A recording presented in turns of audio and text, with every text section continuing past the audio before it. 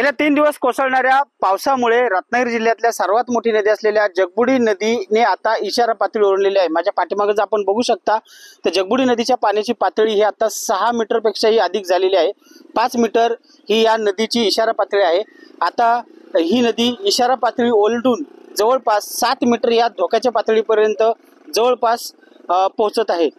एकंदरीत जर बघितलं तर आता प्रशासनाने सतर्कतेचा इशारा दिलेला आहे। नदीकाठी कोणीही विनाकारण न जाण्याचा इशारा जो आहे तो या ठिकाणी दिलेला आहे। आपण बघितलं तर हा जो रस्ता आहे हा नदीकाठचा रस्ता आहे जो थेट खेड शहराला लागून भोसते या गावापर्यंत जातो। हा रस्ता देखील आता पाण्याखाली आहे आपण बघू शकतो।